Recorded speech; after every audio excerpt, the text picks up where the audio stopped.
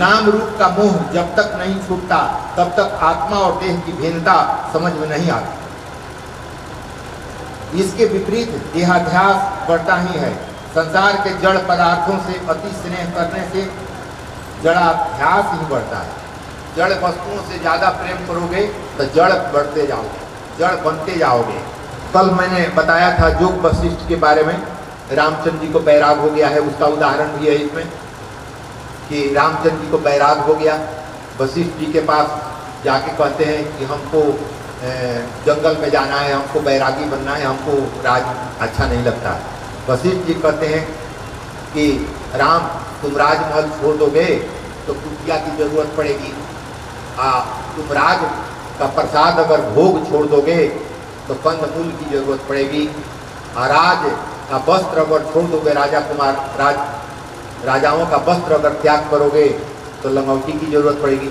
तो तू कहाँ छोड़ दिया? अरे जो राजमहल में रहता था कुटिया में चला आया, वस्त्र जो पहनता था अच्छे अच्छे उसमें लंगोटी पहन लिया, खाना पीना जो तू भोग खाता था वो कंदमूल खा लिया, तो तू अलग कहाँ हुआ? बैरागी कैसे हुआ? इसलिए सबका उपभोग करते हुए ये कहो कि मैंने खाया ही नहीं, मैं पहना ही नहीं, मैं घर में रहता ही नहीं हो, निवृत्ति घर में रहकर अपनाओ। रामचंद्र जी गुरु जी की बात मान लिए और सुंदर ऐसा राम राज स्थापित कर दिया अपने राज। आज तक उसकी चर्चा होती है कि रामचंद्र जी के राज में कोई दुखी नहीं था। वो भी बैरागी बनना चाहते थे, लेकिन उनके गुरु तो राजमहल में राजा भी बना दिए। तो निवृत्ति अपना कर घर में रहकर ही सब कुछ प्राप्त किया जा सकता है, घर छोड़ने की जरूरत नहीं। एक बार एक बनिए ने गोसाई जी के पास आकर कहा, महाराज मैं प्रभु सेवा तो करना चाहता हूँ किंतु एक भी पैसे खर्च ना हो। एक बनिया आके कहा गोस्वामी जी से कि प्रभु की सेवा तो मैं करना चाहता हूँ लेकिन पैसा खर्च होगा तब दिक्कत होगी, ऐसा कोई मार्ग बताइए कि पैसा खर्च ना हो और पूजा भी हो जाए। हाँ, तो एक बार एक बनिए ने गोसाई जी के पास आकर कहा, महाराज मैं प्रभु सेवा तो करना चाहता हूँ किंतु एक भी पैसे के खर्च के बिना सेवा हो सके ऐसा मार्ग बताइए। तो गोसाई जी ने कहा कि मानसी सेवा का मार्ग बताते हैं। वे मानसी सेवा मन से सेवा करने का मार्ग बताए। उस बनिए से कहा तू मानसी सेवा बिना खर्च के कर सकेगा? मानसी सेवा करना बिना खर्च के, मन से पूजा करना, वस्तु से पूजन मत करना, केवल मन से संकल्प करते रहना कि मैं भगवान को स्नान करा रहा हूँ, वस्त्र पहना रहा हूँ, पूजा कर रहा हूँ, भोग लगा रहा हूँ, भगवान भोजन कर रहे हैं आदि सब चीज बता दिए कि मन से करना, बैठ जाना, भगवान को मैं स्नान करवा रहा हूँ, भगवान को मैं पूछ रहा हूँ, भगवान को मैं वस्त्र पहना रहा हूँ, भगवान को मैं भोग लगाया हूँ, इत्यादि इत्यादि करने लगा ना। कहेगी तो ठीक है महाराज जी, को पैसा नहीं लगेगा, मन से ही भोग लगा देना है, मन से ही वस्त्र पहना देना है, मन से ही नदी में भी नहीं जाना पड़ेगा, स्नान करा देना है, ये मार्ग हमारे लिए आपने बड़ी बढ़िया बताया। कहे कि ठीक है यही करो। फिर गोसाई जी ने उससे पूछा तुझे भगवान का कौन सा स्वरूप अधिक प्रिय है? मान लो कि बताओगे नहीं कौन से प्रिय है? बनिए ने उत्तर दिया मुझे तो भगवान का बाल कृष्ण स्वरूप अधिक प्रिय है, कृष्ण भगवान का बालक वाला रूप प्रिय है। तो गोसाई जी ने कहा कि प्रातः काल में ऐसी भावना कर कि ठाकुर जी के लिए जमुना जल लाया हूँ। भावना का लाओगे मत, भावना करो कि जमुना जल लाया हूँ। घर आने पर ऐसा भाव जगाया जाए कि ठाकुर जी स्नान कर रहे हैं। यशोदा जी जैसी भावना कर कि बाल स्वरूप की सेवा कर रही हैं। बाल सेवा में वात्सल्य भाव मुख्य है। सेवा में दूध और माखन लाना, सेवा में भोग लगाना तो दूध और माखन भोग लगाना, बाद में कन्हैया को मंगल गीत गाकर जगाना, सब चीज व्यवहार कर लेना। तो मंगल गीत गा के जगाना उसको कि जागो और खाओ ना। तो जगाने के लिए गीत बना हुआ है, जागो जागो बंसी वाले ललना मोर प्यारे, रजनी बीती भोर भयो है, घर घर खुलत किवाड़े, गोपी दही मथित सुनियत है कंगन के झंकारे, उठो लाल जी भोर भयो है, सुर नर ठाड़े द्वारे, ग्वाल बाल सब करत कोलाहल, जय जय शब्द उचारे। माखन रोटी हाथ में लीनी, गौवन के रखवारे। मीरा के प्रभु गिरधर नागर, शरण आए तुम्हारे। जागो जागो बंसी वाले, ललना मोर प्यारे।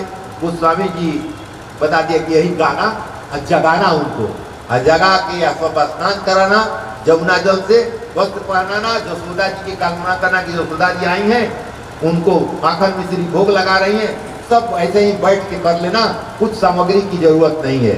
मांगलिक स्नान कराना है, काल को मांगलिक स्नान कराना है, फिर ठाकुर जी का श्रृंगार करना है। कन्हैया से पूछना कि आज वह कौन सा पीताम्बर पहनेगा, कन्हैया जो कहे वही पीताम्बर पहनाना। श्रृंगार में तन्मयता होने पर ब्रह्मानंद सा आनंद प्राप्त होता है। कन्हैया को नैवेद्य देकर भगवान भावना करो कि लाला प्राशन कर रहा है, खा रहा है, फिर आरती करके क्षमा प्रार्थना की जाए। गोसाई जी द्वारा बताई गई रीति के अनुसार बनिया श्री कृष्ण के बाल स्वरूप को मानसी सेवा करने लगा। बनिया ने मानसी सेवा में लग गया, करने लगा जैसा बताए थे गोस्वामी जी। प्रतिदिन प्रेम से मानसी सेवा करता था। वह इतना तो तन्मय होने लगा कि सभी वस्तुएं प्रत्यक्ष दिखने लगी। अब वो मानसी सेवा में लगता था कि सत्तू में जल आ गया है, जत्तू में भोग लगाया गया, ऐसा तन्मय हो गया कि सब कुछ अब वस्तु दिखाई देने लगा, उसको प्रत्यक्ष दिखने लगी। इस सेवा में मन की धारा टूटनी नहीं चाहिए। कोई लौकिक विचार आ जाए तो समझ लो कि सेवा खंडित हो गई। 12 वर्षों तक उसने मानसी सेवा की। बनिया ने 12 वर्ष तक मानसी सेवा की। अब एक दिन वह दूध लाया और उसमें चीनी डाली, किंतु उसे लगा कि लाला के दूध में आज कुछ चीनी अधिक पड़ गई। अब भोग लगा रहा है ना, तो मौने में दूध लाया है और चीनी डाल दिया है, तो कह रहा है कि चीनियाँ ज्यादा पड़ गया है, लगता है कि ना चीनियाँ ज्यादा पड़ गया है। अब एक दिन वह दूध लाया और उसमें चीनी डाली, किंतु उसे लगा कि लाला के दूध में आज कुछ अधिक चीनी पड़ गई है। बनिया यह कैसे सह सकता था कि चीनी ज्यादा बर्बाद हो जाए ना। स्वभाव सहज कृपणता कैसे मिट सकती है। प्राण और प्रकृति साथ साथ ही तो जाते हैं। उसने सोचा जरूरत से अधिक जो चीनी दूध में जा पड़ी है उसे निकाल लूं। और बनिया सोच रहा है कि ज्यादा चीनियाँ पड़ गया तो निकाल लूं। एगो तो भोगो नहीं लगाया, दूध लाया ना चीनी लगाया, खाली दिमाग गया मैं थोड़ा चीनी ज्यादा पड़ गया है, तो कह रहे कि चीनियाँ निकाल लेंगे, बेचने के काम आएगा। होती ना चीनी कैसे खाएंगे ये वो, तो उसे निकाल लूं, कभी दूसरे काम में उपयोगी होगी। अब यहाँ न तो बर्तन था, न तो दूध था, न तो चीनी थी, क्योंकि वह तो मानसी सेवा ही करता था न। फिर भी तन्मयता के कारण से ये सारी वस्तुएं प्रत्यक्ष दिखाई देती थी। अतः मन ही मन कल्पना में उस चीनी को निकालने लगा। मन ही मन कल्पना किया कि मैं चीनी निकाल रहा हूँ, क्योंकि स्वभाव है बनिया का निकालना, ज्यादा बर्बाद न होगा, दूसरी जगह काम आएगा। तो डाल दिया तो थोड़े कोई हानि करेगा, लेकिन हमारा स्वभाव है कि भैया ज्यादा पड़ गया तो निकाल लें। तो मन ही से निकालने लगा चीनी लगा। कन्हैया ने सोचा कि जैसा भी हो, किंतु इस बनिए ने मेरी 12 वर्षों तक मानसी सेवा की है, अतः उन्हें प्रकट होने की इच्छा हुई। सोचे कि 12 वर्ष तक मानसी सेवा के प्रकट होने की कन्हैया की इच्छा हुई। बाबा कृष्ण प्रसन्न हुए थे, उन्होंने प्रकट होकर बनिए का हाथ पकड़ लिया कि अरे चीनी काहे निकाल रहा है, तो दिया है थोड़े चीनी।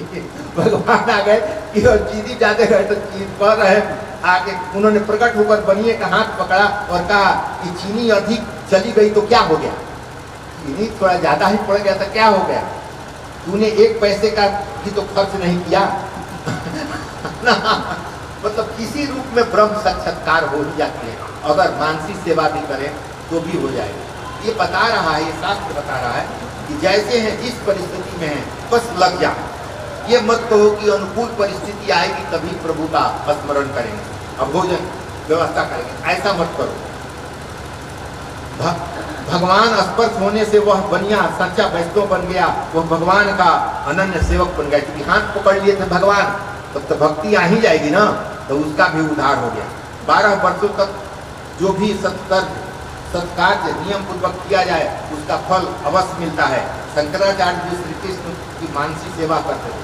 शंकराचार्य आदि गुरु शंकराचार्य जी श्री कृष्ण भगवान के मानसी जोगी, जितने जोगी हैं उनको अपने खाने को नहीं है तो भोग कहाँ लगाएंगे, इसलिए जोगी अधिकतर मानसी सेवा ही करते हैं। ये पिता पुत्र घोड़े खरीद के जा रहे थे, उसकी कहानी बताई गई है कि पिता पुत्र गए हैं मेला में, घोड़ा खरीदे हैं। पिता चाहता है कि पुत्र इस पर बैठ जाए और हम पैदल चलें, नया घोड़ा है। पिता पैदल चल रहा है, पुत्र पर बैठ गया है, घोड़ा जा रहा है, बालक छोटा है, जा रहा है, गांव से गुजर रहा है तो गांव के लोग कहते हैं कि कैसा जमाना आ गया कि पुत्र बैठा है, पिता बूढ़ा है, अब पैदल जा रहा है। शिकायत होने लगी। पिता सुना कि भैया, पुत्र कहा कि तो बहुत गलत बात है, लोग कह रहा है, शिकायत कर रहा है कि पिता को पैदल बूढ़ा पिता पैदल चल रहा है या ये जो है जवानी बैठा हुआ है घोड़े पर। पिताजी आप बैठ जाइए, हम पैदल चलेंगे। लड़का उतर गया, पिताजी को घोड़ा पर बैठा दिया। दूसरे गांव में गया तो लोग कह रहे हैं कि कैसा जमाना आ गया है कि बूढ़वा लड़का के मुआ दी, लड़का के पैदल जाता अपने बैठल बा घोड़ा पर। पिताजी कह रहे हैं कि बेटा ये तो लोग बहुत शिकायत कर रहा है, हम घोड़ा पर हैं, तुम नीचे हो तो शिकायत कर रहा है, तो अब क्या किया जाए। तो कहे कि आज अब तुम भी बैठ जाओ।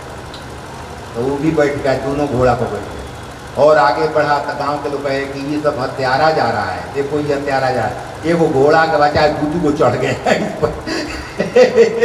ये घोड़ा ये हत्यारा जा रहा है, सब दोनों देखो, थोड़ा सा भी दया इसको घोड़े पर नहीं है। ये वो घोड़ा बेचारा है या दोनों बैठ गया ना। अब कहा कि भैया पिताजी हम लोग उतर जाए, बड़ी लोग शिकायत कर रहा है, उचित नहीं है जाना। तो पिताजी उतर गए, बेटा भी उतर गया और दोनों चल दिए कि चलो भैया ये शिकायत हो रही है, छोड़ो, लोग उल्टा सीधा बोल रहा है। तो आगे चौथा गांव में गया तो लोग कह रहे हैं कि सुनो सुनो तू मूर्ख की कहानी आओ। कहे कि कहा भैया, तो ये देखो घोड़ा खरीदा है, दोनों पैदल जा रहा है। घोड़ा खरीद के दोनों पैदल जा रहा है घोड़ा को लेकर, चला। तो कहने का मतलब एको में ये समाज आपको छोड़ेगा नहीं। इसलिए आपको जो अच्छा लगे, फिर पुत्र अब पिता सोचा कि बेटा दोनों आदमी चढ़ के चलें, जिसको जो कहना है कहे। दोनों सवार हुआ, अपने घर को गया नो। तो कहने का मतलब है कि किसी स्थिति में समाज आपको छोड़ेगी नहीं। कथा कहानी के माध्यम से ये दर्शाया गया है कि आप अगर सुनीति के अनुसार चल रहे हैं, सुरुचि के अनुसार नहीं, सुनीति के अनुसार चल रहे हैं, तो आप ध्रुव जैसे पुत्र का जन्म देंगे और पुनः आप धर्म भी प्राप्त करेंगे, अर्थ भी प्राप्त करेंगे, काम भी मिलेगा और मोक्ष भी आपको मिलेगा।